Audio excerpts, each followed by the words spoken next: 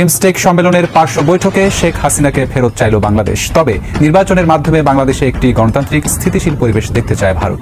বাংলাদেশে সহসা আমরা নির্বাচনের দেখা কি পেতে যাচ্ছি? নির্বাচনের দেখা মনে হচ্ছে না পেতে যাচ্ছি, কারণ চারিদিক থেকে আলোচনা চলছে। কখনো আলোচনা হচ্ছে প্রফেসর ইউনূসকে রাষ্ট্রপতি করা হবে, কখনো আলোচনা হচ্ছে 2029 সাল পর্যন্ত অন্তত পক্ষে প্রফেসর ইউনূসকে ক্ষমতায় রাখা হবে। এই ডক্টর ইউনূসের জন্য আমরা বাংলাদেশের মানুষ সবাই মনে করেন ভুক্তভোগী হবো, সবাই একত্রে কাঁধে কাঁধ মিলিয়ে। দুইজনের চেহারা দেখে বোঝা গেছে, বিশেষ করে নরেন্দ্র মোদীর মানে কোন রকমে খালি না পাইরা মনে হয় ডক্টর মোহাম্মদ ইউনূসের সাথে বসেছেন। দেখেন সার্জিসের বিরুদ্ধে কতগুলো অভিযোগ, এই অভিযোগের একটা তদন্ত কমিটি গ্রহণ করেছে। সেদিকে আমার মনে হয় যে তারা ইলেকশনে আসুক, ইলেকশনে এসে 300 আসনে এমপি নির্বাচিত হোক, আগামীতে রাষ্ট্র ক্ষমতায় যাক, এবং তারা স্টেটম্যান হিসেবে প্রধানমন্ত্রী হিসেবে ডক্টর মোহাম্মদ ইউনূসকে তারা বানাক আগামী 5 বছরের জন্য। এটি এখন তাদের কাছে একমাত্র উপায়। ডক্টর ইউনূসকে ধরে ফেললো ডোনাল্ড ট্রাম্প। আমাদের বাংলাদেশ থেকে এই ডোনাল্ড ট্রাম্প তিনি অনেকটা আপনার পাহাড় থেকে যেমন একটা লাথি মেরে মনে করেন যদি কোনো মানুষকে ফালাই দেয়, তাহলে সেটার পরিস্থিতি আসলে কি হবে বা সেটার পরিণতি আসলে কি হবে? আমাদের বাংলাদেশটা আলটিমেটলি সেই দিকেই মনে করেন আগাচ্ছে। আসসালামু আলাইকুম দর্শক, আরো একটি নিউজ ভিডিওতে আপনাদের সবাইকে স্বাগতম। দর্শক, আজকের ভিডিওটা কিন্তু অনেক বেশি গুরুত্বপূর্ণ হতে যাচ্ছে, কারণ আপনারা হয়তো একটা বিষয় সকলেই জানেন যে মার্চ মাসের 24 তারিখ বা 26 তারিখ নাগাদ শেখ হাসিনা বাংলাদেশে আসার কথা ছিল, কিন্তু দর্শক সেই বিষয়টা এখন ডুবে গেছে। এখন আবার নতুন করে একটা বিষয় আসছে যে এই এপ্রিলের মধ্যেই নাকি আমাদের বাংলাদেশের সাবেক প্রধানমন্ত্রী শেখ হাসিনা বাংলাদেশের মধ্যে ফিরতেছে, এমন কথা কিন্তু বর্তমান সময়ে সোশ্যাল মিডিয়ার মধ্যে প্রচুর পরিমাণে আলোচনা ছড়িয়ে পড়েছে, প্রচুর পরিমাণে সমালোচনার জন্ম দিয়েছে। ভারতের কিছু মিডিয়া কিন্তু এই বিষয়গুলো নিয়ে কাজ করতেছে, এমন কথাও কিন্তু বলতেছে বাংলাদেশের নেটিজেনরা। কিন্তু দর্শক, আজকের ভিডিওতে আমি আপনাদেরকে এমন কয়েকটি ইম্পর্টেন্ট প্রতিবেদন দেখাতে যাচ্ছি যে প্রতিবেদনগুলো দেখলে আপনারা হয়তো এই বিষয়গুলো নিয়ে ভালোভাবে বুঝতে পারবেন এবং বর্তমান সময়ের অন্তর্বর্তীকালীন সরকার কি করতেছে বাংলাদেশের জন্য সেটাও কিন্তু জানতে পারবেন।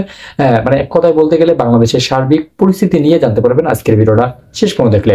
সো দর্শক, কথা বলাবো না, সর্বপ্রথম আমরা কিছু ইম্পর্টেন্ট প্রতিবেদন দেখে নেব। এই প্রতিবেদনগুলো দেখলেই আপনারা সবকিছু জানতে পারবেন এবং বুঝতে পারবেন। যে প্রথমত যে আওয়ামী লীগকে কারা ক্ষমতা বসাতে পারবে এবং আওয়ামী লীগ কখন ক্ষমতা আসবে, নেত্রী কখন আসবে।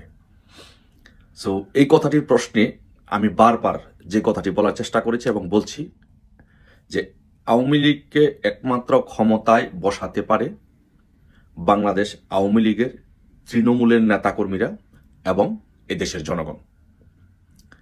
আওয়ামী লীগ কখন ক্ষমতায় আসবে, আওয়ামী লীগ কখন ফিরবে? আওয়ামী লীগ তখনই ক্ষমতা আসবে যখন তৃণমূল জেগে উঠবে, তৃণমূলের নেতাকর্মীরা জেগে উঠবে, তখনই আওয়ামী লীগ ক্ষমতা আসবে। আওয়ামী লীগ সভানেত্রী বঙ্গবন্ধু কন্যা এখন ফিরে আসবে যখন আমাদের তৃণমূলের নেতাকর্মীরা জেগে উঠবে, রাজপথ প্রকম্পিত করবে, রাজপথ এই তৃণমূলের নেতাকর্মীদের দখলে থাকবে, তখনই বঙ্গবন্ধু কন্যা মাননীয় প্রধানমন্ত্রী শেখ হাসিনা ফিরে আসবেন। আমি বারবার যে কথাটি বলার চেষ্টা করি যে এই পৃথিবীর কেউ কখনো কোনোদিন ক্ষমতায় বসাতে পারবে না যতক্ষণ পর্যন্ত আওয়ামী লীগের তৃণমূলের নেতাকর্মীরা যতক্ষণ পর্যন্ত জেগে না উঠবে, যতক্ষণ পর্যন্ত আওয়ামী লীগের তৃণমূল নেতাকর্মীরা রাজপথে সক্রিয় না হবে, রাজপথ দখলে না নেবে, ততক্ষণ পর্যন্ত আমাদের আওয়ামী লীগ ক্ষমতা আসবে না বা আওয়ামী লীগ ফিরতেও পারবে না। সো এই জন্য আমি বারবার বলি যে আওয়ামী লীগকে আমাদের তৃণমূলের নেতাকর্মীদেরকে জেগে উঠতে হবে, তৃণমূলকে দায়িত্ব নিতে হবে।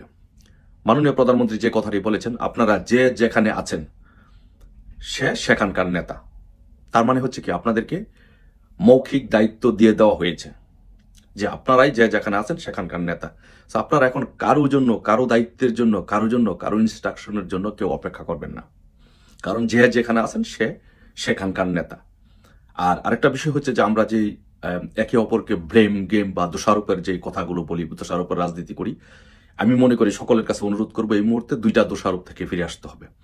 একটা দোষারোপ হচ্ছে আমরা বলার চেষ্টা করি যে আওয়ামী লীগের তৃণমূলের নেতাকর্মীদেরকে এমপিরা, মন্ত্রীরা এরা অত্যাচার করেছে, নির্যাতন করেছে, বা এরা পালিয়ে গেছে, এরা চলে গেছে, এরা খোঁজ খবর নিচ্ছে না, এই অভিযোগগুলো।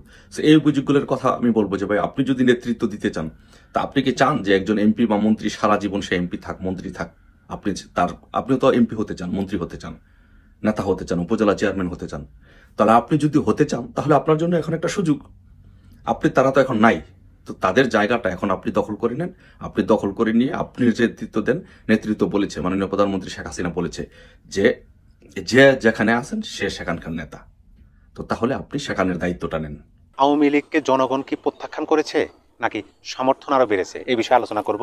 দেখেন, আমরা ইদানিং অনেকাংশে শুনতে পাই বর্তমানে ক্ষমতার কেন্দ্রবিন্দুর কাছাকাছি যাদের অবস্থান অথবা ক্ষমতায় আছে এরকম ব্যক্তির কাছ মুখ থেকে আমরা এই ধরনের শব্দ অনেক সময় শুনি যে 5ই আগস্ট 2024 সালে আওয়ামী লীগ সরকার যখন ক্ষমতাচ্যুত হলো তখন নাকি বাংলাদেশের জনগণ তাদের সিদ্ধান্ত জানিয়ে দিয়েছে আওয়ামী লীগের বিষয়ে, যে আওয়ামী লীগ এই বাংলাদেশে তাদের কোনো স্থান হবে না, তারা নির্বাচন করতে পারবে না, তাদের কোনো গ্রহণযোগ্যতা নাই, বাংলাদেশের মাটিতে আওয়ামী লীগ নামক কোনো শব্দ, কোনো রাজনৈতিক দল, নৌকা নামক কোনো প্রতীক বাংলাদেশে থাকবে না, এই সিদ্ধান্ত বা এরকম একটা মতামত নাকি জনগণ দিয়ে দিচ্ছে 5ই আগস্ট।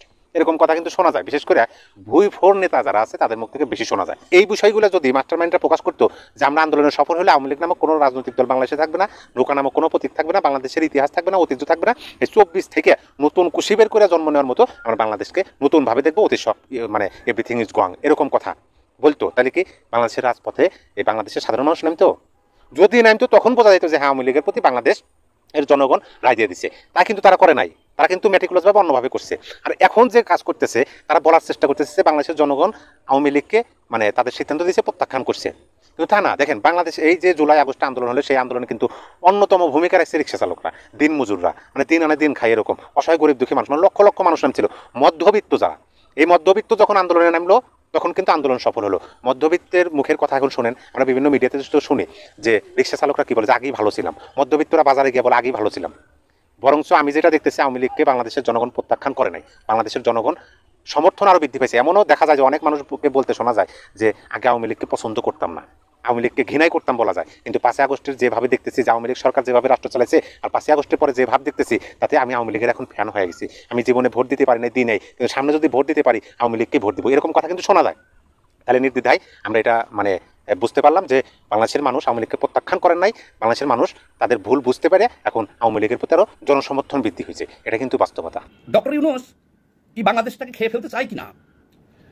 জেলেনস্কি ইউক্রেনকে খেয়ে ফেলেছে, আর ওই জেলেনস্কিও ছিল ইউরোপ আমেরিকার দালাল।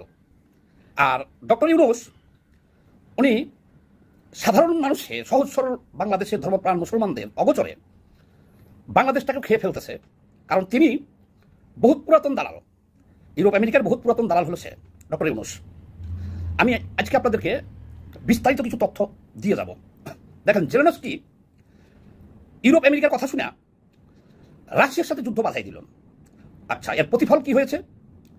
লক্ষ লক্ষ মানুষ মারা গেছে ইউক্রেনের, এবং আজকে ইউক্রেন একটা ধ্বংসস্তূপে পরিণত হয়েছে। ইউক্রেনের প্রায় 30% ভূমি, মূল্যবান খনি সহ রাশিয়া দখলে চলে গেছে। আর আপনারা জানেন, ডোনাল্ড ট্রাম্প ক্ষমতায় আসার পরে এখন দাবি করে বসছে জেলেনস্কির বা ইউক্রেনের সবচেয়ে মহামূল্যবান খনি যেটা আছে সেটা তারা দাবি করে বসছে, কারণ বলছে তোমার যুদ্ধে আমি $300 বিলিয়ন অস্ত্র দিয়েছি। তার মানে এক কথাই স্বর্গভূমি ছিল যে ইউক্রেন, এখন সেটা শ্মশান। সেই ইউক্রেন এখন কি হয়েছে? শ্মশান হয়ে গেছে। কে করলো?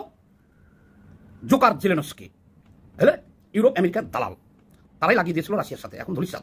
আর এই বাংলাদেশে ডক্টর ইউনূস যেভাবেই বসুক না কেন, সরাসরি আমেরিকা বসাই দিল না ইউরোপ বসাই দিল, হয়তো আপনারা আমরা দেখি নাই, অনুমান করতে পারি নাই। এখন ভারতের বিভিন্ন মিডিয়া এবং ভারতের বিভিন্ন সাংবাদিক, রাজনীতিক এখন এটা নিয়ে বেশ সরব। আপনারা কি বাংলাদেশের যে চিকেন নেক ফেনি, এটা সম্পর্কে আপনাদের ধারণা আছে? এখন ভারত থেকে বলা শুরু হয়েছে যে তারা চাইলে মাত্র কয়েক ঘন্টার মধ্যে বাংলাদেশকে দ্বিখণ্ডিত করে দিতে পারে। যেমন ফেনি চিকেন নেকটা যদি তারা বন্ধ করে দেয়, তাহলে ফেনি থেকে বৃহত্তর চট্টগ্রাম, কক্সবাজারের সাথে আর এই বাংলাদেশের যোগাযোগ থাকবে না। অর্থাৎ বাংলাদেশটাকে ভাঙিয়া তারা দুই টুকরা করে দিতে পারে মাত্র কয়েক ঘন্টার ব্যবধানে। এখন প্রশ্ন হলো এটা যে ডক্টর ইউনূসের কি এমন হ্যাডাম আছে? কি আমেরিকার হ্যাডামে হ্যাডাম? ভাষা খারাপ হয়ে যেতেছে না? ভাষা খারাপ করতেই হয়। কি আমেরিকার হ্যাডামে হ্যাডাম না ইউরোপের হ্যাডামে হ্যাডাম? আজ 54 বছর হয়ে গেল দেশ স্বাধীন হয়েছে, আমরা কেন অযাচিতভাবে এই চিকেন নেক নিয়ে বারবার ভারতকে বারবার কি কারণে ডক্টর ইউনূস এই চিকেন নেকের কথা বলতেছেন? আমাদের ঘরের ভিতরে যে একটা চিকেন নেক আছে, এবং ভারত থেকে যে এখন এটা নিয়ে ব্যাপক জনমত তৈরি হয়েছে, বিভিন্ন রাজনৈতিক মহল বলতেছে, সাংবাদিকরা বলতেছে, মিডিয়ায় আসতেছে যে আমরা চাইলে কয়েক ঘন্টার ব্যবধানে ফেনীর চিকেন নেক বন্ধ করে দিয়ে বাংলাদেশকে দ্বিখণ্ডিত করে দেবো। তার মানে আরও একটা যুদ্ধ। কেন রে ভাই, আমাদের যুদ্ধের দরকার কি আছে? বাংলাদেশে সহসা আমরা নির্বাচনের দেখা কি পেতে যাচ্ছি? নির্বাচনের দেখা মনে হচ্ছে না পেতে যাচ্ছি, কারণ চারিদিক থেকে আলোচনা চলছে। কখনো আলোচনা হচ্ছে প্রফেসর ইউনূসকে রাষ্ট্রপতি করা হবে, কখনো আলোচনা হচ্ছে 2029 সাল পর্যন্ত অন্তত পক্ষে প্রফেসর ইউনূসকে ক্ষমতায় রাখা হবে, এবং সেটা নিয়ে নানা রকমের জরিপ, পাল্টা জরিপ চলছে। আমাদের চ্যানেল থেকেও একটা জরিপ ছেড়েছি আমরা, এখন পর্যন্ত সেই জরিপ নিয়ে আলাদা ভিডিও করব। কিন্তু এখন আপাতত যেটা জানিয়ে রাখা যায় সেটা হচ্ছে যে এখন পর্যন্ত জরিপে যে কয়েক হাজার মানুষ অংশগ্রহণ করেছেন তাতে 82 থেকে 85% মানুষই চান না প্রধান উপদেষ্টা প্রফেসর ইউনূসের ক্ষমতা দীর্ঘায়িত হোক। সেটা নিয়ে আমরা পরে আবার আলোচনা করব। কিন্তু শফিকুল আলম কি বলতে চাইলেন, একটা টেলিভিশন সাক্ষাৎকার দিলেন তিনি ঈদ উপলক্ষে। সেখানে তিনি আবারও ডিসেম্বরকে জুন পর্যন্ত নিয়ে গেলেন। অর্থাৎ তিনি বললেন যে 2025-এর ডিসেম্বর থেকে 26-এর জুনের মধ্যে কোনো একটা সময় নির্বাচন হবে। তার মানে হচ্ছে যে ডিসেম্বরে নির্বাচন হচ্ছে না, এটা তিনি পরিষ্কার করে দিয়েছেন। সেই কোনো এক সময় বলতে তিনি বলেছেন ফেব্রুয়ারিতে হতে পারে, মার্চে হতে পারে, কোনো একটা সময় হতে পারে, ঈদের আগে হতে পারে, এরকমটা বলার চেষ্টা করেছেন। আগামী বছরে যদি আমি ঈদ হিসাব করি তাহলে আগামী বছরে আবারও এই ঈদ, রোজা, মার্চ এপ্রিল এই সময়টাতেই অনুষ্ঠিত হবে। তো এই সময়টাতে অনুষ্ঠিত হলে আপনাকে নির্বাচন করতে হলে সর্বোচ্চ ফেব্রুয়ারিতেই নির্বাচন করতে হবে, কারণ আপনি বর্ষা বাদলের সময় নির্বাচন করতে পারবেন না। জুনে নির্বাচন নিয়ে গেলে সেই নির্বাচন সম্ভব হবে না, জুনে যেহেতু বর্ষাকাল শুরু হবে।